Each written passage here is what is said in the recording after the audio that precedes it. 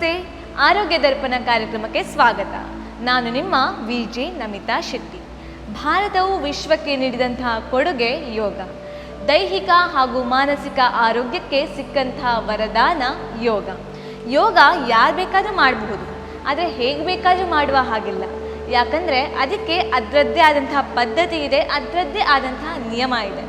ಆದ ಕಾರಣ ಯೋಗದ ಕುರಿತು ಮಾಹಿತಿ ಹಾಗೂ ತರಬೇತಿ ತುಂಬಾ ಮುಖ್ಯ. ಇಂದಿನ ಈ ಸಂಚಿಕೆಯಲ್ಲಿ ಯೋಗಾಭ್ಯಾಸದ ಕುರಿತು ಮಾಹಿತಿ ಪಡೆಯೋಣ ಬನ್ನಿ.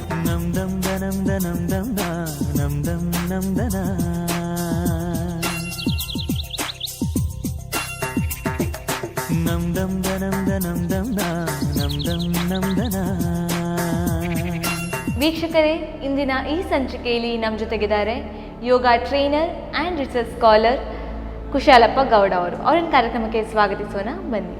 ಸರ್ ನಮಸ್ತೆ. ನಮಸ್ತೆ. ಆರೋಗ್ಯ ದರ್ಪಣ ಕಾರ್ಯಕ್ರಮಕ್ಕೆ ಸ್ವಾಗತ.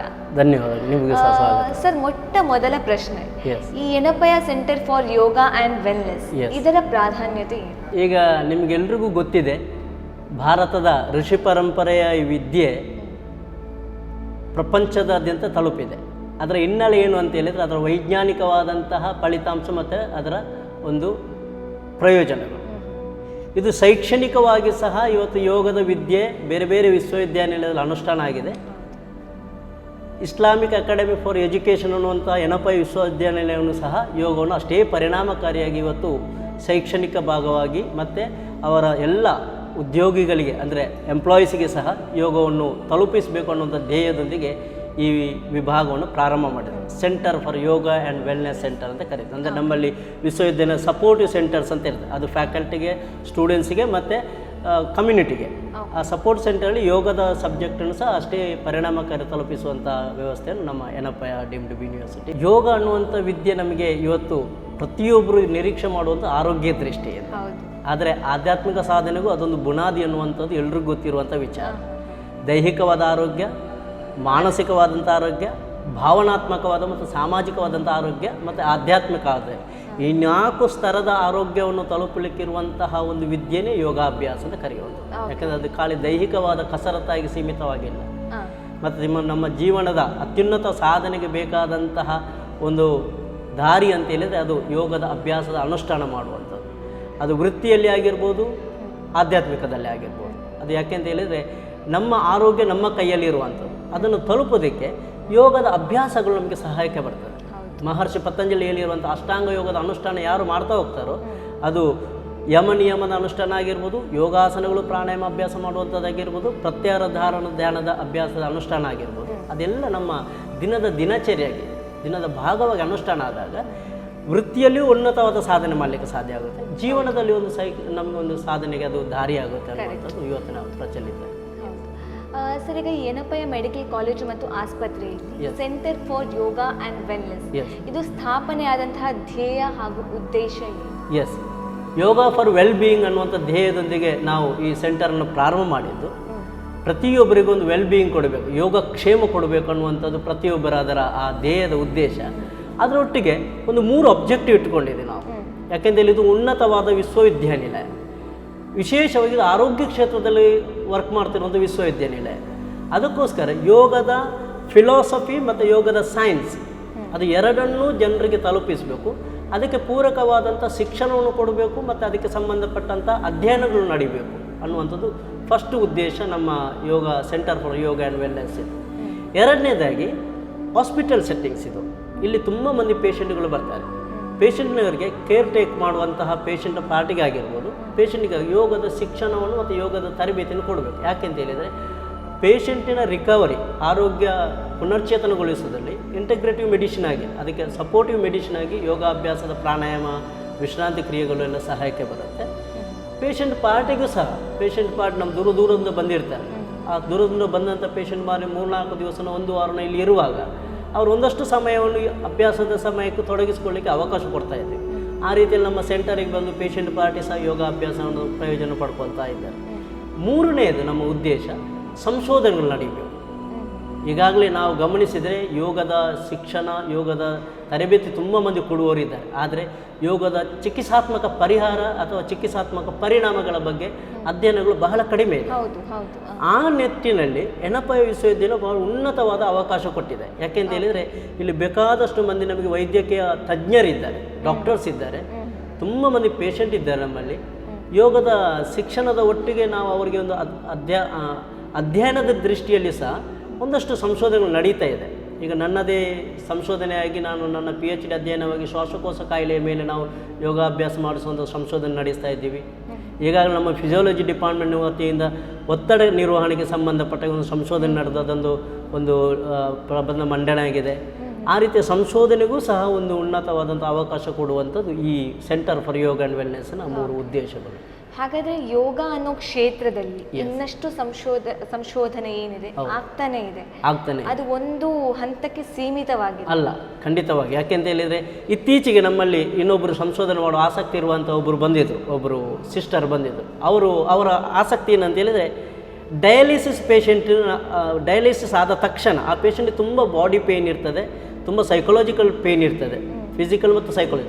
ಅಂಥವರಿಗೆ ಯೋಗಾಭ್ಯಾಸದ ಪ್ರಾಣಾಯಾಮ ಮತ್ತು ರಿಲ್ಯಾಕ್ಸೇಷನನ್ನು ಅಭ್ಯಾಸ ಮಾಡಿಸಿ ಆ ಕ್ಷಣದಲ್ಲಿ ಅವರ ನೋವು ನಿವಾರಣೆ ಮಾಡಲಿಕ್ಕೆ ಏನು ಸಹಾಯ ಆಗುತ್ತೆ ಅನ್ನೋ ಒಂದು ಸಂಶೋಧನೆ ಮಾಡುವಂಥ ಒಂದು ಹೊಸ ಕಲ್ಪನೆ. ಮತ್ತು ಸುದೀರ್ಘವಾದ ಅಭ್ಯಾಸ ಅವರಿಗೆ ಆ ಡಯಾಲಿಸಿಸ್ ಪೇಷಂಟಿಗೆ ಏನು ಸಪೋರ್ಟ್ ಆಗ್ಬೋದು ಅನ್ನೋ ಇನ್ನೊಂದು ಅವರ ಕಲ್ಪನೆ, ಅಂದರೆ ಅವರ ಅಬ್ಜೆಕ್ಟಿವ್. ಆ ರೀತಿ ಅಧ್ಯಯನಗಳು ಅಂಥ ಚಿಕ್ಕ ಚಿಕ್ಕ ಅಧ್ಯಯನದಿಂದ ಹಿಡಿದು ಜೀವನ ಪರಿವರ್ತನೆಗೆ ಆಗಿರ್ಬೋದು, ರೋಗದ ರಿಕವರಿಗಾಗಿರ್ಬೋದು ಸಂಶೋಧನೆ ನಡೀಬೇಕು ಅನ್ನುವಂಥದ್ದು ನಮ್ಮ ವಿಶ್ವವಿದ್ಯಾನಿಲಯದ ಒಂದು ಧ್ಯೇಯ. ಈ ಯೋಗ ಸೆಂಟರಲ್ಲಿ ಸಿಗುವಂತಹ ತರಬೇತಿ ಯಾವ ರೀತಿ ಇದೆ? ಇಲ್ಲಿ ನಾವು ಮೊದಲನೇದಾಗಿ ಒಂದು ಫೌಂಡೇಶನ್ ಯೋಗ ಕೋರ್ಸ್ ಅನ್ನೋದೊಂದು ಪ್ರೋಗ್ರಾಮನ್ನು ಸ್ಟಾರ್ಟ್ ಮಾಡಿದ್ವಿ. ಈ ಫೌಂಡೇಶನ್ ಯೋಗ ಕೋರ್ಸ್ ಅಂತೇಳಿ ನಮ್ಮ ಜೀವನಕ್ಕೆ ಒಂದು ಭದ್ರವಾದ ಬುನಾದಿ ಫೌಂಡೇಶನ್ ಕೊಡುವಾಗೆ. ಅಲ್ಲಿ ಏನಿರುತ್ತೆ ಅಂತ ಹೇಳಿದರೆ 22 ಗಂಟೆಯ ಪ್ರಾಕ್ಟಿಕಲ್ ಟ್ರೈನಿಂಗ್ ಇರ್ತದೆ, 8 ಗಂಟೆ ಥಿಯರಿ ಕ್ಲಾಸ್ ಇರ್ತದೆ. ಈ 22 ಗಂಟೆ ಪ್ರಾಕ್ಟಿಕಲ್ ಟ್ರೈನಿಂಗ್ನಲ್ಲಿ ನಾವು ಡೈಲಿ 1 ಗಂಟೆ ಪ್ರಾಕ್ಟೀಸ್ ಮಾಡಲಿಕ್ಕೆ ಬೇಕಾದಂಥ ಒಂದು ಮಾಡ್ಯೂಲ್, ಅದು ವ್ಯಕ್ತಿಗತವಾಗಿ ಹಿರಿಯರು ಬಂದರೆ ಅವರಿಗೆ 1 ಗಂಟೆ ಪ್ರಾಕ್ಟೀಸ್ ಮಾಡೋ ಮಾಡ್ಯೂಲ್, ಮಕ್ಕಳು ಬಂದರೆ ಅವರಿಗೆ 1 ಗಂಟೆ ಪ್ರಾಕ್ಟೀಸ್ ಮಾಡೋ ಮಾಡ್ಯೂಲ್, ಮತ್ತು ಸ್ವಲ್ಪ ಯಂಗ್ಸ್ಟರ್ಸ್ ಅಥವಾ ಸ್ವಲ್ಪ ಫ್ಯಾಕಲ್ಟಿಯವರು ಬಂದರೆ ಅವರವರ ದೇಹ ಪ್ರಕೃತಿಗೆ ತಕ್ಕಾಗಿ 1 ಗಂಟೆ ಮಾಡ್ಯೂಲ್. ಈ ಮಾಡ್ಯೂಲಲ್ಲಿ ಏನಿರುತ್ತೆ ಅಂತೇಳಿ ಅವರ ದೇಹ ಪ್ರಕೃತಿಗೆ ಬೇಕಾದ ಕ್ರಿಯೆಗಳು ಯಾವುದು, ಯೋಗಾಸನಗಳು ಎಷ್ಟು, ಪ್ರಾಣಾಯಾಮ ಏನು, ರಿಲ್ಯಾಕ್ಸೇಷನ್ ಏನು, ಮೆಡಿಟೇಷನ್, ಅಂದರೆ ಎಲ್ರಿಗೂ ಒಂದೇ ರೀತಿ ಅಭ್ಯಾಸನ ಅಳವಡಿಸಲಿಕ್ಕೆ ಆಗೋದಿಲ್ಲ. ಈ ಫೌಂಡೇಶನ್ ಕೋರ್ಸ್ನಲ್ಲಿ ಆ ರೀತಿಯಲ್ಲಿ 1 ಗಂಟೆ ಮಾಡ್ಯೂಲನ್ನು ನಾವು ಅಪ್ಲೈ ಮಾಡ್ತೀವಿ. ಪ್ಲಸ್ 8 ಗಂಟೆ ಥಿಯರಿ ಕ್ಲಾಸ್ ಇರ್ತದೆ. 8 ಗಂಟೆ ಥಿಯರಿ ಕ್ಲಾಸ್ನಲ್ಲಿ ನಾವು ಅಷ್ಟಾಂಗ ಯೋಗಕ್ಕೆ ಸಂಬಂಧಪಟ್ಟಂಥ ಜ್ಞಾನವನ್ನು ಆಗಲೇ ಹೇಳಿದ್ದೈತೆ, ಯಮನಿಯಮದ ಅನುಷ್ಠಾನ ನಮ್ಮ ದಿನಚರಿಯಲ್ಲಿ ಹೇಗೆ ಬರಬೇಕು, ಆಹಾರ ಕ್ರಮ ಹೇಗೆ ಇರಬೇಕು, ಮತ್ತು ನಮ್ಮ ಯೋಗಾಭ್ಯಾಸಕ್ಕೆ ಸಂಬಂಧಪಟ್ಟ ಸ್ಕೂಲ್ಸ್ ಆಫ್ ಯೋಗ ಅಂತ ಕರೀತೀವಿ, ಅದು ಕರ್ಮಯೋಗ, ಭಕ್ತಿ ಯೋಗ, ಜ್ಞಾನ ಯೋಗ ಅನ್ನುವಂಥ ವಿಚಾರಕ್ಕೆ ಸಂಬಂಧ ಬ್ರೀಫ್ ಆಗಿ ಒಂದು ಪರಿಚಯ, ನಮ್ಮ ಜೀವನಕ್ಕೆ ಒಂದು ಭದ್ರವಾದ ಬುನಾದಿ. ನಾನು ಯಾವಾಗಲೂ ಹೇಳಿದೆ, ಫೌಂಡೇಶನ್ ಯೋಗ ಕೋರ್ಸ್ ಮುಗಿಸ್ಕೊಂಡವನು ಫೌಂಡೇಶನ್ ಗಟ್ಟಿಯಾಗಿದ್ದಾಗೆ ಅದರ ಮೇಲೆ ಎಷ್ಟು ಸುಂದರವಾದ ದೇವಾಲಯವನ್ನು ಸಹ ಕಟ್ಟಿಕೊಳ್ಬೋದು. ನಮ್ಮ ದೇಹವೇ ದೇವಾಲಯ ಅಂತ ಕರಿತೀವಿ. ಅದಕ್ಕೆ ಉನ್ನತವಾದಂಥ ಅಭ್ಯಾಸಗಳು ಅಥವಾ ಅಡ್ವಾನ್ಸ್ ಪ್ರಾಕ್ಟೀಸಸ್, ಇನ್ನೊಂದಷ್ಟು ತಿಳುವಳಿಕೆಗಳು ಪಡ್ಕೊಂಡು ಈ ಫೌಂಡೇಶನ್ ಯೋಗ ಕೋರ್ಸನ್ನು ಮತ್ತೆ ಎಕ್ಸ್ಟೆಂಡ್ ಮಾಡ್ಬೋದು. ಇದು ಫೌಂಡೇಶನ್ ಯೋಗ ಕೋರ್ಸು ನಾವು ಫಸ್ಟಿಗೆ ಕೊಡುವಂತಹ ಒಂದು ಪ್ರೋಗ್ರಾಮ್. ಈ ಒತ್ತಡ ನಿರ್ವಹಣೆಗೆ ಅಂತ ಯಾವ ರೀತಿಯಾದ್ರೂ ಸಪ್ರೇಟ್ ಯೋಗ ಇದೆಯಾ? ಎಸ್, ಈಗಿನ ಜನ್ರೇಷನಲ್ಲಿ, ಈಗಿನ ಸಿಚುವೇಷನಲ್ಲಿ ಒತ್ತಡ ಅನ್ನುವಂಥದ್ದು ಚಿಕ್ಕ ಮಕ್ಕಳಿಂದ ಹಿಡಿದು ಎಲ್ರಿಗೂ ಇದೆ ಅನ್ನುವಂಥದ್ದು ನಾವು ಒಪ್ಪಿಕೊಳ್ಬೇಕಾದಂಥ ಸತ್ಯ. ಒತ್ತಡದಿಂದ ಏನಾಗುತ್ತೆ ಅನ್ನೋದು ಬಹಳ ಮುಖ್ಯ. ಇವತ್ತು ಒತ್ತಡದಿಂದ ಗೊತ್ತಿದ್ದೋ ಗೊತ್ತಿಲ್ಲದೋ ನಮಗೆ ರೋಗ ಬರ್ತಾ ಹೋಗ್ತದೆ, ಸೈಕೋಸೊಮ್ಯಾಟಿಕ್ ಡಿಸಾರ್ಡರ್ಸ್ ಬರ್ತಾ ಹೋಗ್ತದೆ. ಗೊತ್ತಿದ್ದೋ ಗೊತ್ತಿಲ್ಲದನೋ ಅದು ನಾವು ಆಹ್ವಾನಿಸ್ತಾ ಇದ್ದೀವಿ. ಆ ಒತ್ತಡ ನಿರ್ವಹಣೆ ಮಾಡ್ಕೊಳ್ಳಿಕ್ಕೆ ಅದಕ್ಕೆ ಸ್ಕಿಲ್ ಇದೆ. ನಮ್ಮಲ್ಲಿ ಯೋಗ ಕರ್ಮಸ್ಸು ಕೌಶಲ್ಯ ಅಂತ ಕರಿತೀವಿ. ಸ್ಕಿಲ್ಫುಲ್ ಆ್ಯಕ್ಷನ್, ನಮ್ಮನ್ನು ನಾವು ಹೇಗೆ ನಿರ್ವಹಣೆ ಮಾಡ್ಕೊಳ್ಬೇಕು ಅಂತೇಳಿ. ಅದಕ್ಕೆ ಬಹಳ ಸರಳವಾಗಿ ಬರುವಂಥ ದಾರಿ ಏನಂತೇಳಿ ನಾವು ಅಭ್ಯಾಸ ಮಾಡುವಂಥ ಸಿಂಪಲ್ ಆದ ಯೋಗಿಕ್ ಪಾಸ್ಚರ್ಸ್. ಅದಕ್ಕೆ ಕಷ್ಟದ ಯೋಗಾಸನಗಳು ಮಾಡಬೇಕು, ಗಂಟೆಗಟ್ಟಲೆ ನಾವು ಸೂರ್ಯ ನಮಸ್ಕಾರ ಮಾಡಬೇಕಂತ ಮಾಡಬೇಕಾಗಿಲ್ಲ. ಸರಳವಾದ ಒಂದು 7-8 ಯೋಗಾಸನಗಳು ಮಾಡಬೇಕು. ಮತ್ತು ಒಂದು 20 ನಿಮಿಷ ಪ್ರಾಣಾಯಾಮ ಮಾಡಲಿಕ್ಕೆ ಸಮಯ ಕೊಡಬೇಕು. ಯಾಕೆಂದರೆ ಒತ್ತಡ ನಿರ್ವಹಣೆಯಲ್ಲಿ ಪ್ರಾಣಾಯಾಮದ ಪಾತ್ರ ಬಹಳ ಮುಖ್ಯ ಆಗಿರುತ್ತೆ. ಯಾಕೆಂದರೆ ಮನಃಶಾಂತಿನ ತಂದು ಕೊಡುವುದರಲ್ಲಿ ಪ್ರಾಣಾಯಾಮದ ಪಾತ್ರ ಬಹಳ ಮುಖ್ಯವಾಗಿರುತ್ತೆ. ಮತ್ತು ನಾವು ಶವಾಸನ ಮಾಡಿಸ್ತೀವಿ, ನಾವು ದಿನಾಲೂ ಶವಾಸನ ಮಾಡಿಸ್ತೀವಿ. ಶವಾಸನ ಮಾಡ್ತಾ ಮಾಡ್ತಾ ಹೋದಾಗ ಏನಾಗುತ್ತೆ ಅಂತೇಳಿ ಒಬ್ಬ ವ್ಯಕ್ತಿಗೆ ಆತ್ಮಸ್ಥೈರ್ಯ ಜಾಸ್ತಿ ಬರ್ತಾ ಹೋಗ್ತದೆ. ಅವನಿಗೆ ಮರಣ ಭಯವನ್ನು ಜಯಿಸುವಂತಹ ವಿಲ್ ಪವರ್ ಬರ್ತದೆ ಅಂತೇಳಿ ಯೋಗಶಾಸ್ತ್ರ ಹೇಳುತ್ತೆ. ಆ ಮರಣ ಭಯವನ್ನು ಹೋಗಲಾಡಿಸಲಿಕ್ಕೆ, ಆ ಒತ್ತಡವನ್ನು ನಿರ್ವಹಣೆ ಮಾಡಲಿಕ್ಕೆ ಶವಾಸನ ಅಭ್ಯಾಸ ಮಾಡೋದು ಸರಳವಾದ ಮೆಥಡ್. ಇನ್ನು ನಾವು ವಾರಕ್ಕೆ 1 ದಿವಸ ಒತ್ತಡ ನಿರ್ವಹಣೆಗೆ ಯೋಗ ನಿದ್ರೆ ಮೆಡಿಟೇಷನನ್ನು ಮಾಡಿಸ್ತೀವಿ. ಯೋಗ ನಿದ್ರೆ ಮೆಡಿಟೇಷನ್ ಅಂತ ಹೇಳಿದರೆ ಒಂದು ಅದ್ಭುತವಾದ ಜರ್ನಿ ಅದು. ಒಂದು 40 ನಿಮಿಷ ನಾವು ಮಲಗಿಕೊಂಡು ಮಾಡಬಹುದಾದಂತಹ ಒಂದು ಧ್ಯಾನದ ಕ್ರಮ. ಅದು ಒತ್ತಡ ನಿರ್ವಹಣೆಗೆ ನಾವು ಕೊಡುವಂಥ, ಇದು ವಿಶೇಷವಾಗಿ ನಮ್ಮಲ್ಲಿ ಉದ್ಯೋಗಿಗಳಿಗಿರುವಂಥ ನಮ್ಮ ಫ್ಯಾಕಲ್ಟಿಯಲ್ಲಿರುವವರಿಗೆ ನಾವು ಅದನ್ನು ವಿಶೇಷವಾಗಿ ವಾರಕ್ಕೆ ತಿಂಗಳಿಗೊಂದು ಕ್ಯಾಂಪ್ ಮಾಡ್ತೀವಿ. ಒಂದು 5 days ಕ್ಯಾಂಪ್ ಮಾಡ್ತೀವಿ, ಶಿಬಿರ ಥರ ಮಾಡ್ತೀವಿ. ಆಗ ಈ ಒಂದೇ ಮಾಡ್ಯೂಲ್, ಅದು ಎಲ್ರಿಗೂ ಒಂದೇ ಮಾಡ್ಯೂಲನ್ನು ಅಪ್ಲೈ ಮಾಡ್ತೀವಿ. ಸರ್, ಈಗ ಈ ಚಂದ್ರಯಾನ ಯೋಗ ಹಾಗೂ ವೃತ್ತ ಇದರ ಕುರಿತು ಮಾಹಿತಿ ಹೀಗೆ. ಚಂದ್ರಾಯನ ಯೋಗ ವೃತ ಅನ್ನುವಂತಹ ಒಂದು ವೃತ ಸಾಮಾನ್ಯವಾಗಿ ನಮ್ಮ ಎಲ್ಲ ಧರ್ಮಗಳಲ್ಲಿಯೂ ಅವರದೊಂದು ವೃತ ಇರ್ತದೆ. ನಮ್ಮಲ್ಲಿ ಹಿಂದೂಗಳಲ್ಲಿ ಅದು ಸಂಕಷ್ಟಿ, ಏಕಾದಶಿ, ಚತುರ್ಮಾಸ ವ್ರತ ಆಗಲಿದ್ದ ಹಾಗೆ ಮುಸ್ಲಿಮ್ಸ್ ಅವರು ಅವರದೇ ಆದಂಥ ವೃತವನ್ನು ರಂಜಾನ್ ಮಾಸದಲ್ಲಿ ಆಚರಣೆ ಮಾಡ್ತಾರೆ. ಕ್ರಿಶ್ಚಿಯನ್ಸ್ ಅವರದಾದ ವೃತವನ್ನು ಅವರದ ವರ್ಷದ 1-2 ಸಾರಿ ಆಚರಣೆ ಮಾಡ್ತಾರೆ. ಅವರದ್ದು ಧರ್ಮದ ಅನುಷ್ಠಾನದಲ್ಲಿ ವಾರಕ್ಕೊಂದು ದಿವಸ ಮಾಡುವ ವೃತಗಳಿದ್ದ ಹಾಗೆ ಯೋಗಶಾಸ್ತ್ರನೂ ಈ ವೃತಗಳ ಬಗ್ಗೆ ಹೇಳ್ತದೆ. ಮಹರ್ಷಿ ಪತಂಜಲಿ ತನ್ನ ಪಾತಂಜಲಿ ಯೋಗ ಸೂತ್ರದಲ್ಲಿ ಈ ವೃತಗಳ ಬಗ್ಗೆ ಉಲ್ಲೇಖನ ಮಾಡ್ತಾರೆ. ಅದರಲ್ಲಿ ತಪಸ್ಸು ಅಂತ ಕರೀತಾರೆ, ಅದನ್ನು ತಪಸ್ಸು ಅಂತೇಳಿ. ನಾವು ತಪಸ್ಸನ್ನು ಅನುಷ್ಠಾನ ಮಾಡಬೇಕು ಅಂತ ಹಲವಾರು ತಪಸ್ಸಿನಲ್ಲಿ ಚಾಂದ್ರಾಯಣ ವೃತನೂ ಒಂದು. ಈ ಚಾಂದ್ರಾಯಣ ವೃತ ಅಂತ ಹೇಳಿದರೆ ಒಂದು ಹುಣ್ಣಿಮೆಯಿಂದ ಇನ್ನೊಂದು ಹುಣ್ಣಿಮೆಗೆ ಅಭ್ಯಾಸ ಮಾಡುವಂತಹ ಒಂದು ಅಭ್ಯಾಸದ ವೃತ. ಅದನ್ನು ಹಿಂದಿನ ಕಾಲದ ಋಷಿ ಪರಂಪರೆಯನ್ನು ಅನುಷ್ಠಾನ ಮಾಡ್ತಾ ಇದ್ದರು. ಇಲ್ಲಿ 2 ವಿಚಾರ ಇದೆ ಈ ಚಾಂದ್ರಾಯಣ ವೃತ. ಅದಕ್ಕೆ ಯೋಗ ಅಂತ ಒಂದು ಶಬ್ದ ಬಂತು. ಈಗ ಚಾಂದ್ರಾಯಣ ವೃತ, ಚಾಂದ್ರಾಯಣ ಯೋಗ ವೃತ, ಇದು ನಮ್ಮ ಗುರುಗಳು ಅದನ್ನು ಅನುಷ್ಠಾನಕ್ಕೆ ಕಲಿಸಿಕೊಟ್ಟಂತಹ ಮೆಥಡ್. ನನ್ನ ಗುರುಗಳಾದ ಡಾಕ್ಟರ್ ಕೆ ಕೃಷ್ಣ ಭಟ್ ಅವರು, ಈಗ ಅವರು ಇಲ್ಲ ನಮ್ಮೊಟ್ಟಿಗೆ, ಅದು doctor K Krishna Bhat sir ಅವರು ನಮಗೆ ಈ ವೃತವನ್ನು ಹೇಳಿಕೊಟ್ಟರು. ಇಲ್ಲಿ ಏನಿರುತ್ತೆ ಅಂತ ಹೇಳಿದರೆ, ಚಂದ್ರನ ಪ್ರಮಾಣ ಕಮ್ಮಿ ಆಗುವ ರೀತಿಯಲ್ಲಿ ಹುಣ್ಣಿಮೆ ದಿವಸ ನಮಗೆ ಪೂರ್ತಿ ಚಂದ್ರ ಕಾಣಿಸ್ತಾರೆ. ಆ ದಿವಸ ನಮಗೆ ಒಬ್ಬ ವ್ಯಕ್ತಿಯ ದೇಹ ಪ್ರಕೃತಿಗೆ ತಕ್ಕ ಹಾಗೆ, ಅಂದರೆ ಅವನು BMI ಅಂತ ಕರೀತಾರೆ, ಬಾಡಿ ಮಾಸ್ ಇಂಡೆಕ್ಸ್ಗೆ ತಕ್ಕ ಹಾಗೆ ಎಷ್ಟು ಕ್ಯಾಲರಿ ಆಹಾರ ಬೇಕೋ ಅಷ್ಟು ಕ್ಯಾಲರಿ ಆಹಾರವನ್ನು ಅವರಿಗೆ ಪ್ರಿಸ್ಕ್ರೈಬ್ ಮಾಡ್ತೀವಿ. ದಿನದಿಂದ ದಿನಕ್ಕೆ ಆ ವ್ಯಕ್ತಿ ಚಂದ್ರನ ಪ್ರಮಾಣ ಕಮ್ಮಿ ಆಗ್ತಾ ಹೋದಾಗೆ ವ್ಯಕ್ತಿಗತವಾಗಿ ಕ್ಯಾಲರಿ ಪ್ರಮಾಣವನ್ನು ಸಹ ಕಮ್ಮಿ ಮಾಡ್ತಾ ಬರ್ತೀವಿ. ಎಲ್ಲಿ ತನಕ? ಅಮಾವಾಸ್ಯೆ ದಿವಸ ತನಕ. ಅಮಾವಾಸ್ಯೆಯ ಒಂದು ದಿವಸ ಅದು ಡಾರ್ಕ್ ನೈಟ್, ಅಮಾವಾಸ್ಯೆ ಕತ್ತಲೆ, ಆ ದಿವಸ ಚಂದ್ರ ಕಾಣೋದಿಲ್ಲ. ಆ ದಿವಸ ನಾವು ಸಹ ಆಹಾರ ಸೇವಿಸಲಿಕ್ಕಿಲ್ಲ. ಮರು ದಿವಸದಿಂದ ಚಂದ್ರ ಸ್ವಲ್ಪ ದೊಡ್ಡದಾಗ್ತಾ ಹೋಗ್ತಾನೆ ಮುಂದಿನ ಹುಣ್ಣಿಮೆಗೆ. ಅದೇ ರೀತಿಯಲ್ಲಿ ಮರು ದಿವಸ ಚಂದ್ರನ ಪ್ರಮಾಣ ಇನ್ಕ್ರೀಸ್ ಆಗುವ ರೀತಿಯಲ್ಲಿ ನಾವು ಇಲ್ಲಿ ಕ್ಯಾಲರಿ ಆಹಾರವನ್ನು ಸಹ ಇನ್ಕ್ರೀಸ್ ಮಾಡ್ತಾ ಹೋಗ್ತೀವಿ. ಒಂದು ಹುಣ್ಣಿಮೆಯಿಂದ ಇನ್ನೊಂದು ಹುಣ್ಣಿಮೆಗೆ ಆಹಾರಕ್ಕೆ ಒಂದು ಕಡೆ ಗಮನ ಕೊಡಬೇಕು. ಆಹಾರ ಸೇವಿಸಿದ ತಕ್ಷಣ ನಮಗೆ ಚಾಂದ್ರನ ವೃತ ಮಾಡಿದಾಗ ಆಗೋದಿಲ್ಲ. ಯಾಕೆಂದರೆ ಈ ವೃತಗಳು ಇರುವುದೇ ದೇಹವನ್ನು ಶುದ್ಧೀಕರಿಸಲಿಕ್ಕೆ, ಕಾಯ ಇಂದ್ರಿಯಗಳನ್ನು ಶುದ್ಧೀಕರಿಸಲಿಕ್ಕೆ. ಆಗ ಏನು ಮಾಡಬೇಕು? ದೇಹವನ್ನು ಶುದ್ಧೀಕರಿಸಲಿಕ್ಕೆ ಬೇಕಾದ ಕ್ರಿಯೆಗಳನ್ನು ಮಾಡಬೇಕು, ಯೋಗಾಸನಗಳು ಮಾಡಬೇಕು, ಪ್ರಾಣಾಯಾಮಗಳು ಮಾಡಬೇಕು, ಬಂಧ ಮುದ್ರೆಗಳು ಮಾಡಬೇಕು, ಮೆಡಿಟೇಷನ್ ಮಾಡಬೇಕು. ಆಗ ಕಾಯ ಇಂದ್ರಿಯ ಮನಸ್ಸಿನ ಶುದ್ಧೀಕರಣ ಆಗ್ತಾ ಹೋಗ್ತದೆ. ಈ ಶುದ್ಧೀಕರಣ ಆಗೋದ್ರಿಂದ ಏನಾಗುತ್ತೆ ಅನ್ನುವಂಥದ್ದು ಬಹಳ ಮುಖ್ಯ. ಬಹಳ ಪರಿಣಾಮಕಾರಿಯಾಗಿ ಆರೋಗ್ಯದಲ್ಲಿ ಪರಿವರ್ತನೆ ಆಗ್ತಾ ಹೋಗ್ತದೆ. ಜೀವನ ಶೈಲಿಗೆ ಸಂಬಂಧಪಟ್ಟ ಡಿಸೀಸ್ಗಳಿದ್ದರೆ, ಅದು ಡಯಾಬಿಟಿಸ್ ಆಗಿರ್ಬೋದು, ಟೆನ್ಷನ್ ಆಗಿರ್ಬೋದು, ಈಗ ಒಬೇಸಿಟಿ, ಓವರ್ ವೆಯ್ಟ್ ಆಗುವಂಥದ್ದು ಸಹ ಒಂದು ಲೈಫ್ ಸ್ಟೈಲ್ ಡಿಸೀಸ್. ಬಹಳ ಸೈಂಟಿಫಿಕ್ ಆಗಿ ಮತ್ತು ಅಷ್ಟೇ ಶಾಸ್ತ್ರೀಯವಾಗಿ ತೂಕವನ್ನು ಕಡಿಮೆ ಮಾಡಲಿಕ್ಕಿರುವಂತಹ ಒಂದು ಮೆಥಡ್ ಚಾಂದ್ರಾಯಣ ಯೋಗ ವೃತ. ಯಾರು ಸರಿಯಾಗಿ ಅಭ್ಯಾಸವನ್ನು ಮಾಡ್ತಾರೋ ಚಾಂದ್ರಾಯಣ ಯೋಗ ವೃತ್ತದ ಯೋಗಾಸನಗಳು ಮತ್ತು ಡಯಟ್. ಇನ್ನು 3ನೇದು ಬರೋದು ಜೀವನ ಶೈಲಿ. ಅವರು ಇಡೀ ದಿವಸ ಹೇಗೆ ಅವ್ರ ಜೀವನ ಶೈಲಿ, ಯಾವ ಸರಿಯಾದ ಸಮಯಕ್ಕೆ ಊಟ ಮಾಡುವಂಥದ್ದು, ನಿದ್ರೆ ಮಾಡುವಂಥದ್ದು, ಪ್ರಾರ್ಥನೆ ಮಾಡುವಂಥದ್ದು, ಸರಿಯಾದ ಸಮಯಕ್ಕೆ ಅನುಷ್ಠಾನ ಮಾಡಿದರೆ, ಈ 3ನ್ನು ಅನುಷ್ಠಾನ ಮಾಡಿದಾಗ ಚಾಂದ್ರಾಯಣ ಯೋಗ ವೃತ್ತದಲ್ಲಿ 4ರಿಂದ 5 kg ಮಿನಿಮಮ್ ವೆಯ್ಟ್ ಲಾಸ್ ಆಗುತ್ತೆ. 8ರಿಂದ 10 kg ಮ್ಯಾಕ್ಸಿಮಮ್ ವೆಯ್ಟ್ ಲಾಸ್ ಆಗಲಿಕ್ಕೆ ಸಾಧ್ಯ ಇದೆ. ಡಯಾಬಿಟಿಸ್ ಪೇಷಂಟಿಗೆ ವಿದಿನ್ ಮಂತಲ್ಲಿ ಅವರ ಡಯಾಬಿಟಿಸ್ನ ಮೇಲೆ ಒಳ್ಳೆ ಕಂಟ್ರೋಲ್ ಬರ್ತಾ ಹೋಗ್ತದೆ. ಶುಗರ್ ಲೆವೆಲನ್ನು ಬ್ಯಾಲೆನ್ಸ್ ಮಾಡಲಿಕ್ಕೆ ಸಾಧ್ಯ. ಈ ರೀತಿಯಲ್ಲಿ ಆರೋಗ್ಯದ ದೃಷ್ಟಿಯಲ್ಲಿಯೂ ಆಧ್ಯಾತ್ಮಿಕ ಸಾಧನೆಯಲ್ಲಿ ಚಾಂದ್ರಾಯಣ ಯೋಗ ವ್ರತ ಒಂದು ಉತ್ತಮವಾದಂತಹ ಒಂದು ಅಭ್ಯಾಸ. ಸರ್, ಈಗ ಮಹಿಳೆಯರಿಗೆ ಯಾವ ರೀತಿ ಯೋಗಾಭ್ಯಾಸ ಇರುತ್ತೆ? ಅವ್ರಿಗೆ ಏನಾದರೂ ಸಪ್ರೇಟ್ ಇರುತ್ತಾ? ನೋಡಿ, ಇವತ್ತಿನ ಮಹಿಳೆಯರು ಅಂತ ಹೇಳಿದರೆ ಎಲ್ಲರೂ ರೆಸ್ಪೆಕ್ಟ್ ಕೊಡಬೇಕಾದಂತ ಏರಿ. ಹಿಂದಿನ ಕಾಲದಲ್ಲಿ ಆದರೆ ಮಹಿಳೆಯರು ಮನೆಯಲ್ಲಿ ಇದ್ದರು, ಅವರದ್ದು ಮನೆಯ ಜವಾಬ್ದಾರಿ ಆಯಿತು, ಮನೆಯ ಬೇಕಾದಂಥ ವ್ಯವಸ್ಥೆ ನೋಡ್ಕೊಳ್ತಾರೆ.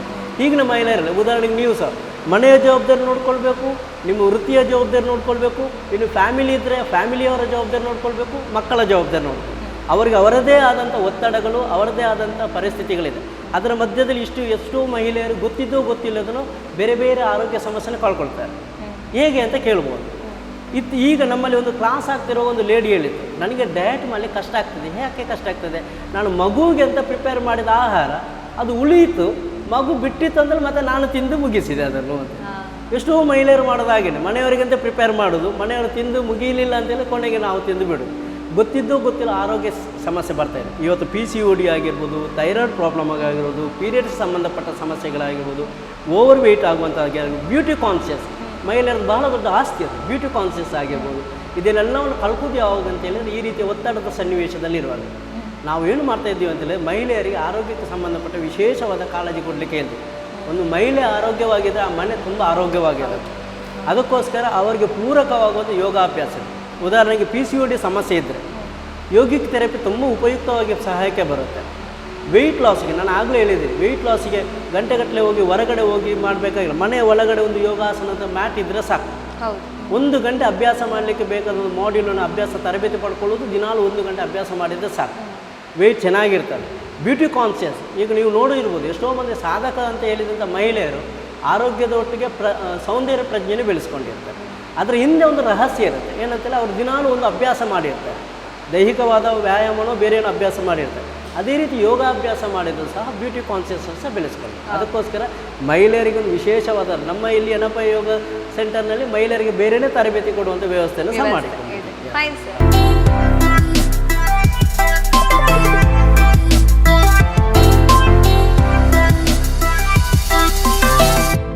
ಸರ್, ಈಗ ಯೋಗ ಚಿಕಿತ್ಸೆ ಅಂತ ನೀವೀಗಾಗಲೇ ಹೇಳಿದ್ರಿ. ಸೊ ಈ ಯೋಗ ಚಿಕಿತ್ಸೆಯ ಮಹತ್ವ ಏನು? ಯೋಗ ಚಿಕಿತ್ಸೆ ಅನ್ನುವಂಥದ್ದು ನಮಗೆ ಒಂದಷ್ಟು ಕಾಯಿಲೆಗಳಿಗೆ ಅದು ಕ್ಯೂರೇಟಿಬಲ್ ಥೆರಪಿ ಅಂತ ಕರಿತೀವಿ. ಈಗ ನಾವು ಎಷ್ಟೋ ಕಾಯಿಲೆಗಳನ್ನು ಗಮನಿಸಿದರೆ ಕೆಲವು ಕಾಯಿಲೆಗಳು ನಾನ್ ಕ್ಯೂರೇಬಲ್ ಡಿಸೀಸ್ ಅಂತಲೇ ಕರಿತೀವಿ. ಕೆಲವು ಕಾಯಿಲೆಗಳನ್ನು ಕ್ಯೂರ್ ಮಾಡಲಿಕ್ಕೆ ಯೋಗ ಚಿಕಿತ್ಸೆಯನ್ನು ಸದ್ಬಳಕೆ ಮಾಡ್ಕೊಳ್ಬೋದು. ಬ್ಯಾಕ್ ಏಕಿನಂಥ ಸಮಸ್ಯೆಗಳಾಗಿರ್ಬೋದು, ಅಂಥ ಸಮಸ್ಯೆಗೆ ಬಹಳ ಪರಿಣಾಮಕಾರಿ ಚಿಕಿತ್ಸಾತ್ಮಕವಾಗಿ ಅದು ಪರಿಣಾಮ ಬೀಳುತ್ತೆ. ಇನ್ನೊಂದಷ್ಟು ಕಾಯಿಲೆಗಳಿಗೆ ಸಪೋರ್ಟಿವ್ ಟ್ರೀಟ್ಮೆಂಟ್ ಆಗಿ ಸಪೋರ್ಟ್ ಆಗ್ತದೆ. ಉದಾಹರಣೆಗೆ ಯಾರಾದರೂ ಡಯಾಬಿಟಿಕ್ ಆಗಿ ಡಯಾಗ್ನೋಸ್ ಆಗಿದ್ರೆ ಆ ಡಯಾಬಿಟಿಕ್ ಪೇಷಂಟ್ ಅವನು ಯಾವತ್ತಿದ್ರೂ ಮತ್ತು ಮೆಡಿಕೇಷನ್ಗೆ ಡಿಪೆಂಡ್ ಆಗಬೇಕು ಅನ್ನುವಂಥದ್ದು ಈಗಿನ ಪರಿಕಲ್ಪನೆ. ಅವ್ರು ಮತ್ತೆ ಡೈಲಿ ಮೆಡಿಕೇಶನ್ ತಗೊಳ್ಬೇಕು ಡಯಾಬಿಟಿಸ್ ಮ್ಯಾನೇಜ್ಮೆಂಟ್ ಮಾಡಲಿಕ್ಕೆ ಅಂತ. ಒಟ್ಟೊಟ್ಟಿಗೆ ಆ ಡಯಾಬಿಟಿಸ್ನ ಮುಂದಿನ ಕಾಂಪ್ಲಿಕೇಶನ್ಸ್, ಅದು ಮುಂದಿನ ಸಮಸ್ಯೆಗಳು ತುಂಬಾ ಬರ್ತಾ ಹೋಗ್ತದೆ.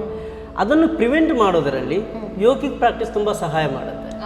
ಯೋಗಾಸನಗಳ ಆಸನಗಳು ಆ ಡಯಾಬಿಟಿಕ್ಕನ್ನು ಕಂಟ್ರೋಲ್ ಮಾಡ್ತದೆ.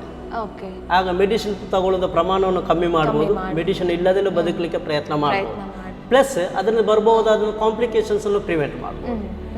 ಈ ರೀತಿಯಲ್ಲಿ ಹೈಪರ್ ಟೆನ್ಷನ್ಗೆ ಸಂಬಂಧಪಟ್ಟ ಸಮಸ್ಯೆಗಳಾಗಿರ್ಬೋದು, ಲೈಫ್ ಸ್ಟೈಲ್ ಡಿಸೀಸ್ಗೆ, ಸುಮಾರು ಲೈಫ್ ಸ್ಟೈಲ್ ಡಿಸೀಸ್ಗೆ ಯೋಗ ಥೆರಪಿ ಸಪೋರ್ಟಿವ್ ಥೆರಪಿಯಾಗಿ ಸಪೋರ್ಟ್ಗೆ ಬರುತ್ತೆ. ಅದು ರೋಗಿ ಅದನ್ನು ಅರ್ಥ ಮಾಡಿಕೊಂಡು ದಿನಚರಿ ಅನುಷ್ಠಾನ ಮಾಡಿದಾಗ ಈ ಚಿಕಿತ್ಸೆ ಸಹಾಯಕ್ಕೆ ಬರುತ್ತೆ. ಇಲ್ಲದಿದ್ದರೆ ಏನಾಗುತ್ತೆ, ಅದೊಂದು ರೀತಿಯಲ್ಲಿ ಮೆಡಿಕೇಷನ್ಗೆ ಡಿಪೆಂಡ್ ಆಗಿಬಿಟ್ಟು ಇನ್ನೊಂದಷ್ಟು ಬೇರೆ ಬೇರೆ ಸೈಡ್ ಎಫೆಕ್ಟ್ಗಳಿಂದಾಗಿ ಅದರ ಕಾಂಪ್ಲಿಕೇಶನ್ಸು ಜಾಸ್ತಿ ಆಗುವಂಥ ಸಾಧ್ಯತೆಗಳು ಇರ್ತದೆ. ಅದಕ್ಕೋಸ್ಕರ ನಾವು ಯಾವಾಗಲೂ ಹೇಳೋದುಂಟು, ಯಾವುದೇ ಡಿಸೀಸಿಗೆ ನಾವು ಡಯಾಗ್ನೋಸ್ ಆದ ತಕ್ಷಣ ಮೆಡಿಸಿನ್ ಮಾತ್ರ ಪರಿಹಾರ ಅಂತ ತಿಳ್ಕೊಳ್ಳಲಿಕ್ಕೆ ಬರಲ್ಲ. ಅದರ ಒಟ್ಟೊಟ್ಟಿಗೆ ಏನು ಬೇರೆ ಸಪೋರ್ಟ್ ಪ್ರಕೃತಿದತ್ತವಾದ ಪರಿಣಾಮಗಳು ಅಥವಾ ಪರಿಹಾರಗಳು ಸಿಗ್ತದೋ ಅದನ್ನು ತಿಳ್ಕೊಳ್ಬೇಕು. ಅದಕ್ಕೆ ಪೂರಕವಾಗುವಂಥ ಒಂದು ಪರಿಹಾರ ಅಂತಲೇ ಯೋಗಾಭ್ಯಾಸ. ಯೋಗಾಭ್ಯಾಸದಲ್ಲಿ ಪುನಃ ಯೋಚಿಸಬೇಕಾಗಿಲ್ಲ, ಯೋಗಾಸನಗಳು ಮಾಡೋದು ಮಾತ್ರ ಅಂತ. ಅಲ್ಲಿ ಇನ್ನೂ ಹಲವಾರು ವಿಚಾರಗಳಿದೆ ಯೋಗಕ್ಕೆ ಸಂಬಂಧಪಟ್ಟಿರುವಂಥದ್ದು. ಈಗ ಈ ಶಿಕ್ಷಣ ಕ್ಷೇತ್ರಕ್ಕೆ ಬಂದರೆ ಇಲ್ಲಿ ಯೋಗದ ಜ್ಞಾನ ಹಾಗೂ ಯೋಗದ ತರಬೇತಿಯನ್ನು ಶಿಕ್ಷಣ ಕ್ಷೇತ್ರದಲ್ಲಿ ಯಾವ ರೀತಿ ಕೊಡಲಾಗುತ್ತೆ? ನೋಡಿ, ಇವತ್ತು ಶಿಕ್ಷಣದಲ್ಲಿ ಯೋಗ ಬರಬೇಕು ಅನ್ನುವಂಥದ್ದು ನ್ಯೂ ಎಜುಕೇಷನ್ ಪಾಲಿಸಿಯಲ್ಲಿ ಬಹಳ ಪರಿಣಾಮಕಾರಿಯಾಗಿ ಅದಕ್ಕೆ ಚಿಂತನೆ ನಡೀತಾ ಉಂಟು. ಅದು ಎಷ್ಟು ಪರಿಣಾಮಕಾರಿ ಅನುಷ್ಠಾನ ಮಾಡ್ಬೋದು ಅನ್ನುವಂಥದ್ದು ಇನ್ನೂ ಯೋಚಿಸಬೇಕಾದ ವಿಚಾರ. ಯಾಕೆಂತ ಹೇಳಿದರೆ ಅವ್ರಿಗೆ ದಿನಾಲು ಅಭ್ಯಾಸ ಮಾಡಿಸುವಂಥದ್ದು, ತರಬೇತಿ ಕೊಡುವಂಥ ಶಿಕ್ಷಕರು ಬೇಕು, ತರಬೇತಿ ಕೊಡಲಿಕ್ಕೆ ವ್ಯವಸ್ಥೆಗಳು ಬೇಕು, ಅದೆಲ್ಲ ಬೇಕು. ಅದು ಒಂದು ಭಾಗ. ಆದರೆ ನಮ್ಮ ವಿಶ್ವವಿದ್ಯಾನಿಲಯದಲ್ಲಿ ಎಂಥ ಪ್ರಯತ್ನ ಮಾಡ್ತಾ ಇದ್ದೀವಿ ಅಂತ ಹೇಳಿದರೆ MBBSನ ಸ್ಟೂಡೆಂಟ್ಸಿಗೆ ಫಸ್ಟ್ ಇಯರಲ್ಲಿ ಮತ್ತು ಸೆಕೆಂಡ್ ಇಯರ್ನಲ್ಲಿ ಯೋಗ ಒಂದು ಕಂಪಲ್ಸರಿ ಸಬ್ಜೆಕ್ಟ್ ಆಗಿ ಇಂಟ್ರೊಡ್ಯೂಸ್ ಆಗಿದೆ. ಕಳೆದ 4 ವರ್ಷಗಳಿಂದ ಬಹಳ ಪರಿಣಾಮಕಾರಿಯಾಗಿ ಮಕ್ಕಳಿಗೆ MBBSನ ಎಲ್ಲ ಮಕ್ಕಳಿಗೆ ಯೋಗದ ತರಬೇತಿ ಆಗ್ತದೆ. ಯೋಗದ ಶಿಕ್ಷಣವನ್ನು ನೀಡ್ತೀವಿ, ಅಂದರೆ ಪ್ರಾಕ್ಟಿಕಲ್ ಟ್ರೈನಿಂಗ್ ಕೊಡ್ತೀವಿ, ಥಿಯರಿ ಕ್ಲಾಸ್ ಮಾತ್ರ ಅಲ್ಲ, ಒಟ್ಟೊಟ್ಟಿಗೆ ಥಿಯರಿ ಕ್ಲಾಸ್. ಅದು ಡಿಸೀಸ್ ಮ್ಯಾನೇಜ್ಮೆಂಟಿಗೆ ಸಂಬಂಧ ಟಾಪಿಕ್ನಲ್ಲಿ ಥಿಯರಿ ಕ್ಲಾಸ್ ಆಗಿರ್ಬೋದು, ಅಷ್ಟಾಂಗ ಯೋಗಕ್ಕೆ ಸಂಬಂಧಪಟ್ಟ ಥಿಯರಿ ಕ್ಲಾಸ್ ಆಗಿರ್ಬೋದು, ಆ ರೀತಿಯಲ್ಲಿ ಥಿಯರಿ ಕ್ಲಾಸ್ಗಳು ಸಿಗ್ತದೆ ಶಿಕ್ಷಣದಲ್ಲಿ. ಇನ್ನು ಮುಂದಿನ ದಿವಸದಲ್ಲಿ ಇನ್ನು ಬಾಕಿ ವಿಭಾಗಕ್ಕೂ ಅದನ್ನು ತಲುಪಿಸುವ ಪ್ರಯತ್ನ ಮಾಡ್ತಾ ಇದೆ. ಈಗ ನ್ಯೂ ಎಜುಕೇಷನ್ ಪಾಲಿಸಿನ ಸಿಸ್ಟಮ್ನಲ್ಲಿ ನಮ್ಮ ಡಿಗ್ರಿ ಕಾಲೇಜಿನಲ್ಲಿ ಡಿಗ್ರಿ ಕಾಲೇಜಿನಲ್ಲಿ ಅಲ್ಲಿ ಓಪನ್ ಎಲೆಕ್ಟಿವ್ ಸಬ್ಜೆಕ್ಟ್ ಆಗಿ ಯೋಗವನ್ನು ಈಗ ಸ್ಟಾರ್ಟ್ ಮಾಡಿದೆ. ಓಪನ್ ಎಲೆಕ್ಟಿವ್ ಆಸಕ್ತಿ ಇರುವಂಥ ಮಕ್ಕಳು ಅದನ್ನು ಒಂದು ಸಬ್ಜೆಕ್ಟಾಗಿ ಆಯ್ಕೆ ಮಾಡಿಕೊಂಡು ಅಧ್ಯಯನ ಮಾಡ್ಬೋದು. ಅದಕ್ಕೆ ಶಿಕ್ಷಣವನ್ನು ಪಡ್ಕೊಳ್ಳಿಕ್ಕೆ ಒಂದು ಅವಕಾಶ ಇದೆ. ಈ ರೀತಿಯಲ್ಲಿ ಇಲ್ಲಿ ನಮ್ಮ ಯೂನಿವರ್ಸಿಟಿಯಲ್ಲಿ ಈಗಾಗಲೇ ಪ್ರಾರಂಭ ಆಗಿದೆ. ಸರ್, ಈಗ ಯೋಗಾಭ್ಯಾಸದ ಕ್ರಿಯೆ, ಅದು ಸೂರ್ಯ ನಮಸ್ಕಾರ ಆಗಿರ್ಬೋದು, ಪ್ರಾಣಾಯಾಮ ಆಗಿರ್ಬೋದು, ಇದರ ಕುರಿತಾಗಿ ಒಂದು ಸಂಕ್ಷಿಪ್ತವಾಗಿ ಮಾಹಿತಿ. ನೋಡಿ, ಯೋಗಾಭ್ಯಾಸವನ್ನು ನಾವು ಗುರುಗಳ ಮಾರ್ಗದರ್ಶನ ಪಡ್ಕೊಳ್ಬೇಕು ಅನ್ನೋದು ಯೋಗಶಾಸ್ತ್ರ ಹೇಳುತ್ತೆ. ಹೌದು. ನಮಗೆ ಯೋಗದ ವಿಚಾರವನ್ನು ತಿಳ್ಕೊಳ್ಳಿಕ್ಕೆ ಪುಸ್ತಕ ಓದೋದ್ರಿಂದಲೋ, ಯೂಟ್ಯೂಬ್ ನೋಡೋದ್ರಿಂದಲೋ, ಭಾಷಣ ಕೇಳೋದ್ರಲ್ಲೋ ತಿಳ್ಕೊಳ್ಬೋದು. ಅದು ಅಭ್ಯಾಸ, ಪ್ರಾಯೋಗಿಕ ಅಭ್ಯಾಸವನ್ನು ನಾವು ಸರಿಯಾದ ಮಾರ್ಗದರ್ಶನದೊಟ್ಟಿಗೆ, ಯೋಗ್ಯ ಗುರುವಿನ ಮಾರ್ಗದರ್ಶನದೊಟ್ಟಿಗೆ ಕಲಿತರೆ ಅದರ ಪ್ರಯೋಜನ ಸಿಗುವಂಥದ್ದು. ಅದರಲ್ಲಿ ಮೊದಲಿಗೆ ಬರುವಂಥದ್ದು ಷಟ್ಕ್ರಿಯೆಗಳು, ಯೋಗದ ಶುದ್ಧೀಕರಣ ಕ್ರಿಯೆಗಳು ಅಂತ ಕರೀತಾರೆ. ನಮ್ಮ ದೇಹವನ್ನು ಶುದ್ಧೀಕರಿಸಲಿಕ್ಕೆ ಹಠ ಪ್ರದೀಪಿಕದಲ್ಲಿ ಸ್ವಾತ್ಮಾರಾಮ ಅನ್ನುವಂಥ ಮಹರ್ಷಿ 6 ಕ್ರಿಯೆಗಳನ್ನು ವಿವರಿಸ್ತಾರೆ. ಆ 6 ಕ್ರಿಯೆಗಳು ನಮ್ಮ ದೇಹ ಪ್ರಕೃತಿಗೆ ತಕ್ಕ ಹಾಗೆ ನಾವು ಅಭ್ಯಾಸ ಮಾಡಬೇಕು. ಅದು ಜಲನೀತಿ ಆಗಿರ್ಬೋದು, ಸೂತ್ರನೀತಿ ಆಗಿರ್ಬೋದು, ಜಲದೌತಿ ಆಗಿರ್ಬೋದು, ವಸ್ತ್ರದೌತಿ ಆಗಿರ್ಬೋದು, ತ್ರಾಟಕ ಆಗಿರ್ಬೋದು, ನೌಲಿ ಆಗಿರ್ಬೋದು, ಕಪಾಲಭಾತಿ ಆಗಿರ್ಬೋದು, ಅದು ಯಾವುದೇ ಕ್ರಿಯೆಗಳು ನಮ್ಮ ದೇಹ ಪ್ರಕೃತಿಗೆ ತಕ್ಕ ಹಾಗೆ ನಾವು ಅಭ್ಯಾಸನ ಪಡ್ಕೊಂಡು ಅನುಷ್ಠಾನ ಮಾಡಬೇಕು. ಮುಂದಕ್ಕೆ ಬರುವಂಥದ್ದು ಯೋಗಾಸನಗಳು. ಯೋಗ ಆಸನ ಅಂತ ಹೆಸರು ಹೇಳ್ತದೆ. ಆಸನ ಅಂತ ಹೇಳಿದ್ರೆ ಪಾಶ್ಚರ್. ಪ್ರಕೃತಿಯಲ್ಲಿ ಎಷ್ಟು ಜೀವಕೋಟಿಗಳಿದೆಯೋ, ಜೀವರಾಶಿಗಳಿದೆಯೋ ಅಷ್ಟು ಯೋಗ ಆಸನಗಳಿದೆ ಅಂತ ಶಾಸ್ತ್ರಗಳು ಹೇಳುತ್ತೆ. ಅದು ಕ್ರಿಮಿ ಆಗಿರ್ಬೋದು, ಕೀಟ ಆಗಿರ್ಬೋದು, ಪ್ರಾಣಿ ಆಗಿರ್ಬೋದು, ಪಕ್ಷಿ ಆಗಿರ್ಬೋದು, ಮರ ಆಗಿರ್ಬೋದು, ಗಿಡ ಆಗಿರ್ಬೋದು, ನದಿ ಆಗಿರ್ಬೋದು, ಕಲ್ಲಾಗಿರ್ಬೋದು, ಬೆಟ್ಟ ಆಗಿರ್ಬೋದು, ಎಲ್ಲನೂ ಒಂದೊಂದು ವಿನ್ಯಾಸಗಳಂತ ಲೆಕ್ಕ. ಈ ವಿನ್ಯಾಸದ ವಿಶೇಷತೆ ಏನಂತ ಹೇಳಿದರೆ, ಈ ವಿನ್ಯಾಸಗಳು ನಮ್ಮನ್ನು ಸಂಯೋಗ ಮಾಡ್ತಾ ಹೋಗ್ತದೆ. Harmony between the body and conscious ಅಂತ ಕರಿತೀವಿ. ದೇಹ, ಮನಸ್ಸು ಮತ್ತು ಪ್ರಜ್ಞೆ ಅದರ ಸಂಯೋಗ ಮಾಡುವಂತಹ ಒಂದು ಪ್ರಕ್ರಿಯೆ. ಯಾವಾಗಲೂ ಒಂದು ಯೋಗಾಸನ ಮಾಡುವಾಗ ನಾವು 3 ವಿಚಾರಗಳು ಬಹಳ ಸೂಕ್ಷ್ಮತೆಗೆ ಗಮನಿಸಲಿಕ್ಕೆ ಹೇಳ್ತೀವಿ. ನಿಮ್ಮ ದೇಹದ ಚಲನೆ, ಉಸಿರಾಟದ ಅಳವಡಿಕೆ, ಅದರ ಕಾನ್ಷಿಯಸ್, ಅದರ ಅನುಭವ. ಈ 3ಅನ್ನು ಸಂಯೋಜಿಸ್ತಾ ಹೋದಾಗ, ಉದಾಹರಣೆಗೆ ನಾವು 1 ಗಂಟೆ ವಾಕಿಂಗಿಗೆ ಹೋದರೆ ಅಥವಾ ಬೇರೆ ಯಾವುದೋ ವ್ಯಾಯಾಮ ಮಾಡ್ತಾ ಇದ್ದರೆ ನಾವು ನಮ್ಮ ಉಸಿರಿನ ಬಗ್ಗೆ ಹೆಚ್ಚು ಗಮನ ಕೊಡೋದಿಲ್ಲ. ಪ್ರಕೃತಿಯ ಬಗ್ಗೆ ಗಮನಿಸ್ತಾ ಇರ್ಬೋದು, ಆಗುವುಗಳ ಬಗ್ಗೆ ಗಮನಿಸ್ತಾ ಇರ್ಬೋದು. ಅದು ಯೋಗಾಸನ ಮಾಡ್ತಾ ಇರುವಾಗ ಹಾಗೆ ಅಲ್ಲ. ಈ 3ರ ಸಂಯೋಜನೆ ಆಗ್ತಾ ಹೋದಾಗೆ ಸಹಜವಾಗಿ ನಮ್ಮ ಒಳಗೆ ನಾವು ಅಂತರ್ಮುಖಿಗಳಾಗ್ತಾ ಹೋಗ್ತೀವಿ. ಯೋಗಾಭ್ಯಾಸದ ಉದ್ದೇಶ ಏನು? ಚಿತ್ತವೃತ್ತಿಯನ್ನು ಕಮ್ಮಿ ಮಾಡುವಂಥದ್ದು. ಆ ಚಿತ್ತವೃತ್ತಿಯನ್ನು ಕಮ್ಮಿ ಮಾಡಲಿಕ್ಕಿರುವಂಥ ಒಂದು ದಾರಿ ಅಂತ ಹೇಳಿದರೆ ಆಸನಗಳನ್ನು ಸರಳವಾಗಿ, ಸಂಕ್ಷಿಪ್ತವಾಗಿ, ಸರಿಯಾದ ಮಾರ್ಗದರ್ಶನದಲ್ಲಿ ಅಭ್ಯಾಸ ಮಾಡಿದರೆ 1 ಗಂಟೆಯ ಅವಧಿಯಲ್ಲಿ ಎಷ್ಟೋ 1000 ಯೋಚನೆಗಳ ಸಂಖ್ಯೆಯನ್ನು ಕಡಿಮೆ ಮಾಡುವ. ಇನ್ನು 3ನೇದು ಬರುವಂಥದ್ದು ಯೋಗಾಭ್ಯಾಸದಲ್ಲಿ ಯೋಗ ಪ್ರಾಣಾಯಾಮಗಳು. ಪ್ರಾಣ ಅಂತ ಹೇಳುವಂಥ ಶಬ್ದನೇ ನಮಗೆ ಅದರ ಅರ್ಥವನ್ನು ಹೇಳ್ತದೆ. ಪ್ರಾಣ ಅಂತ ಹೇಳಿದ್ರೆ ಬದುಕುವ ಚೈತನ್ಯ ಅಂತ ಕರಿತೀವಿ, ವೈಟಲ್ ಫೋರ್ಸ್ ಅಂತ ಕರಿತೀವಿ. ಪ್ರಕೃತಿಯಲ್ಲಿರುವಂತಹ ಪಂಚಭೂತಗಳು, ಗಾಳಿ, ಬೆಳಕು, ನೀರು, ಆಕಾಶ, ಭೂಮಿ, ಅದು ಪ್ರಾಣಶಕ್ತಿಯಾಗಿ ನಮಗೆ ಸದ್ಬಳಕೆ ಆಗಬೇಕು. ಅದನ್ನು ನಾವು ತಿಳ್ಕೊಂಡಿರುವಂಥ, ನಾವು ಮಾಡುವ ಉಸಿರಾಟದ ಪ್ರಕ್ರಿಯೆ ಮೇಲೆ ಅದು ನಮಗೆ ಪ್ರಾಣಶಕ್ತಿಯಾಗಿ ಬರ್ತಾ ಇರುತ್ತೆ. ಅದು ನಮ್ಮ ದೇಹದ ಒಳಗಡೆ ಅದು ಸರಿಯಾದ ರೀತಿಯಲ್ಲಿ ಸದ್ಬಳಕೆ ಆಗಬೇಕು. ಎಷ್ಟೋ ಸಾರಿ ನಾವು ಗೊತ್ತಿಲ್ಲದನ್ನು ಸರಿಯಾಗಿ ಉಸಿರಾಟನೇ ಮಾಡೋದಿಲ್ಲ. ಆ ಉಸಿರಾಟದ ಕ್ರಮವನ್ನು ಸರಿಯಾದ ರೀತಿಯಲ್ಲಿ ಮಾರ್ಗದರ್ಶನದ ಅಭ್ಯಾಸ ಮಾಡ್ತಾ ಹೋಗಿ ನಮ್ಮ ಚೈತನ್ಯ ನಾವು ಉದ್ದೀಪನಗೊಳಿಸೋದು ಅಥವಾ ಉತ್ತೇಜಿಸಿಕೊಳ್ಳುವಂತಹ ಒಂದು ಅಭ್ಯಾಸವೇ ಪ್ರಾಣಾಯಾಮ. ಇನ್ನು ಅದೇ ರೀತಿಯಲ್ಲಿ ಬಂಧಗಳಿದೆ, ಮುದ್ರಗಳಿದೆ, ಧ್ಯಾನಗಳಿದೆ, ವಿಶ್ರಾಂತಿ ಪ್ರಕ್ರಿಯೆಗಳಿದೆ. ಇದೆಲ್ಲವೂ ಸಹ ನಮ್ಮನ್ನು ಅಂತರ್ಮುಖಿಗೊಳಿಸಲಿಕ್ಕೆ ಅಭ್ಯಾಸಕ್ಕೆ ಸಹಾಯ ಮಾಡುವಂಥ ಬಾಹ್ಯ ಪ್ರಾಕ್ಟೀಸ್ ಮತ್ತು ಇಂಟರ್ನಲ್ ಪ್ರಾಕ್ಟೀಸ್ ಅಂತ ಕರೀತೀವಿ. ಅದರಲ್ಲಿ ಈ ರೀತಿಯ ಅಭ್ಯಾಸ. ಸರ್, ಈಗ ಇಲ್ಲಿ ಯೆನಪಾಯ ಮೆಡಿಕಲ್ ಕಾಲೇಜು ಮತ್ತು ಆಸ್ಪತ್ರೆಯಲ್ಲಿ ಯೋಗದ ಕುರಿತು ಮುಂದಿನ ಯೋಜನೆ ಹೇಗಿದೆ? Centre for yoga and wellness ಇಟ್ಟುಕೊಂಡಿರೋ ಒಂದು ಉದ್ದೇಶಗಳನ್ನು ಫುಲ್ಫಿಲ್ ಮಾಡಬೇಕು ಅನ್ನುವಂಥ ಈ ಸೆಂಟರ್ನ ಉದ್ದೇಶ. ಶೈಕ್ಷಣಿಕವಾಗಿ ಶಿಕ್ಷಣವನ್ನು ಕೊಡುವಂಥ ಕೆಲಸವನ್ನು ಮಾಡಬೇಕು. ಚಿಕಿತ್ಸಾತ್ಮಕವಾಗಿ ಪ್ರಯೋಜನವನ್ನು ಪೇಷಂಟಿಗೆ ಮತ್ತು ಪೇಷಂಟ್ ಕೇರ್ ಟೇಕರ್ಸಿಗೆ ಕೊಡುವಂಥ ಪ್ರಯೋಜನ ಮಾಡಬೇಕು. ಅದೇ ರೀತಿ ಸಂಶೋಧನಾ ವರ್ಕ್ಗಳಿಗೆ ಸಹ ನಮ್ಮ centre for yoga and wellness ಸಕ್ರಿಯವಾಗಿ ತೊಡಗಿಸ್ಕೊಳ್ಬೇಕು ಅನ್ನುವಂಥ ನಮ್ಮ ಮುಂದಿನ ಉದ್ದೇಶ. ಒಟ್ಟೊಟ್ಟಿಗೆ ನಮ್ಮ ಯೆನಪಾಯ ಯೋಗ ಮತ್ತು ನ್ಯಾಚುರೋಪತಿ ಕಾಲೇಜ್ ಆಲ್ರೆಡಿ ಸ್ಟಾರ್ಟ್ ಆಗಿದೆ. ಅಲ್ಲಿ ತುಂಬ ಮಂದಿ ವಿದ್ಯಾರ್ಥಿಗಳು ಕಲಿತಾ ಇದ್ದಾರೆ. ಅಂಥವರಿಗೆ ಇನ್ನು ಮುಂದಿನ ದಿವಸದಲ್ಲಿ ಅದಕ್ಕೆ ಅವರಿಗೆ ಸಪೋರ್ಟಿವ್ ಆಗಿರುವಂಥ ನಮ್ಮ ಆ್ಯಕ್ಟಿವಿಟೀಸನ್ನು ಸಹ ಮಾಡುವಂಥದ್ದು ನಮ್ಮ centre for yoga and wellness ಒಂದು ಭಾಗ ಆಗಿರಬೇಕು ಅನ್ನೋದು ನಾವು ಯೋಚಿಸ್ತಾ ಇದ್ದೇವೆ. ನಮ್ಮ ಇರುವಂಥ ಪ್ರೋಗ್ರಾಮ್ಸಲ್ಲಿ ಇನ್ನೊಂದು ಬಹಳ ಮುಖ್ಯವಾದ ಪ್ರೋಗ್ರಾಮ್ಸ್ ಅಂತೇಳಿ ಸರ್ಟಿಫಿಕೇಟ್ ಕೋರ್ಸ್ ಇನ್ ಯೋಗ ಅನ್ನುವಂಥದ್ದು. ಇದು 100 ಗಂಟೆಯ ವಿಶ್ವವಿದ್ಯಾನಿಲಯದಿಂದಲೇ ನಾವು ಇಶ್ಯೂ ಮಾಡುವಂಥ ಸರ್ಟಿಫಿಕೇಟ್ ಕೋರ್ಸ್. ವಿಶೇಷವಾಗಿ ಯೆನಪಾಯ ಮೆಡಿಕಲ್ ಕಾಲೇಜಿನ ಫಿಸಿಯಾಲಜಿ ಡಿಪಾರ್ಟ್ಮೆಂಟಿಂದ ಈ ಕೋರ್ಸನ್ನು ಕಂಡಕ್ಟ್ ಮಾಡ್ತಾ ಇದ್ದೀವಿ. ಈ ಕೋರ್ಸಿನಲ್ಲಿ ಏನಿರುತ್ತೆ ಅಂತ ಹೇಳಿದರೆ 75 ಗಂಟೆ ಪ್ರಾಕ್ಟಿಕಲ್ ತರಬೇತಿ ಇರ್ತದೆ ಮತ್ತು 25 ಗಂಟೆ ಥಿಯರಿ ಕ್ಲಾಸ್ ಇರ್ತದೆ. ಈ ಕೋರ್ಸನ್ನು ಯಾಕೆ ಮಾಡಿದ್ದೀವಿ ಅಂತ ಹೇಳಿದರೆ 2 ಉದ್ದೇಶಕ್ಕೋಸ್ಕರ. ಒಂದು, ಯೋಗ ಟ್ರೈನರ್ಸ್ ಆಗುವಂಥ ಆಸಕ್ತಿ ಇರುವವರಿಗೆ ಯೋಗ ಟ್ರೈನರ್ಸನ್ನು ಪ್ರಿಪೇರ್ ಮಾಡುವಂಥ ಈ ಕೋರ್ಸಲ್ಲಿ ಒಂದು ಉದ್ದೇಶ. 2ನೇ ಉದ್ದೇಶ, ಈ ಕೋರ್ಸ್ ಒಂದು ಅಡಿಷ್ನಲ್ ಕ್ವಾಲಿಫಿಕೇಷನ್. ಅದು ಮೆಡಿಕಲ್ ಪ್ರೊಫೆಷನಲ್ಸ್ಗೆ ಆಗಿರ್ಬೋದು, ಬೇರೆ ರೀತಿಯ ಪದವೀಧರರಿಗೆ ಆಗಿರ್ಬೋದು, ಯಾರಿಗೂ ಬೇಕಾದರೂ ಒಂದು ಹೆಚ್ಚುವರಿ ಪದವಿಯಾಗಿ ಅವರು ಮುಂದಿನ ದಿವಸದಲ್ಲಿ ಉದ್ಯೋಗದ ಒಟ್ಟಿಗೆ ನಾನು ಯೋಗ ಸರ್ಟಿಫಿಕೇಟ್ ಕೋರ್ಸ್ ಮುಗಿಸಿದ್ದೀನಿ ಅಂತ ಹೇಳಿದರೆ ಅವರಿಗೆ ಉದ್ಯೋಗ ಅವಕಾಶಕ್ಕೆ ಒಂದು ಸಪೋರ್ಟಿವ್ ಆಗಲಿ ಅನ್ನುವಂಥ ದೃಷ್ಟಿಯಿಂದ ಈ ಕೋರ್ಸನ್ನು ಇಂಟ್ರೊಡ್ಯೂಸ್ ಮಾಡಿದ್ದೀವಿ. ಈ ಕೋರ್ಸಿನಲ್ಲಿ ಏನಂತ ಹೇಳಿದರೆ ಯಾರು PUC ಪಾಸ್ ಮಾಡಿರ್ತಾರೋ ಅವರಿಗೆ ಅಪ್ಲೈ ಮಾಡ್ಬೋದು. PUC ಪಾಸ್ ಮಾಡದೆ ಅಪ್ಲೈ ಮಾಡ್ಬೋದು. ಪ್ರಾಕ್ಟಿಕಲ್ ಟ್ರೈನಿಂಗ್ಗೆ ಸೆಂಟರ್ಗೆ ಅಥವಾ ನಮ್ಮ ಕ್ಯಾಂಪಸ್ಗೆ ಬರಬೇಕು. ಥಿಯರಿ ಕ್ಲಾಸನ್ನು ನಾವು ಆನ್ಲೈನಲ್ಲಿ ಕಂಡಕ್ಟ್ ಮಾಡ್ತೀವಿ. ಇದು 100 ಗಂಟೆಯ ಸರ್ಟಿಫಿಕೇಟ್ ಯೋಗ ಕೋರ್ಸು. ವರ್ಷಕ್ಕೆ 3 ಬ್ಯಾಚಾಗಿ ನಾವು ಈ ಕೋರ್ಸನ್ನು ಕಂಡಕ್ಟ್ ಮಾಡ್ತೀವಿ. ಇದು ನಮ್ಮ ಇನ್ನೊಂದು ಕಾರ್ಯಕ್ರಮ ವರ್ಷದ. ಸರ್, ಇಲ್ಲಿವರೆಗೆ ಯೋಗದ ಕುರಿತು, ಯೋಗಾಭ್ಯಾಸದ ಕುರಿತು ಸಂಪೂರ್ಣವಾದ ಮಾಹಿತಿ ನಮಗೆ ತಿಳಿಸ್ಕೊಟ್ಟು ತುಂಬ ಹೃದಯದ ಧನ್ಯವಾದ. ವೀಕ್ಷಕರೇ, ಇಂದಿನ ಈ ಸಂಚಿಕೆಯಲ್ಲಿ ಯೋಗಾಭ್ಯಾಸದ ಕುರಿತು ಯೋಗಾಭ್ಯಾಸದಿಂದ ಆಗುವಂಥ ಲಾಭಗಳ ಕುರಿತು ಸಂಪೂರ್ಣವಾದ ಮಾಹಿತಿನ ನಾವು ಪಡ್ಕೊಂಡಿದ್ದೀವಿ. ಮುಂದಿನ ಸಂಚಿಕೆಯಲ್ಲಿ ಇನ್ನೊಂದು ವಿಷಯದೊಡನೆ ಇನ್ನಷ್ಟು ಮಾಹಿತಿಗಳೊಡನೆ ನಾವು ನಿಮ್ಮ ಮುಂದೆ ಬರ್ತೀವಿ. ಅಲ್ಲಿ ತನಕ ನೋಡ್ತಾ ಇರಿ ನಮ್ಮ ಟಿವಿ. ನಮಸ್ಕಾರ.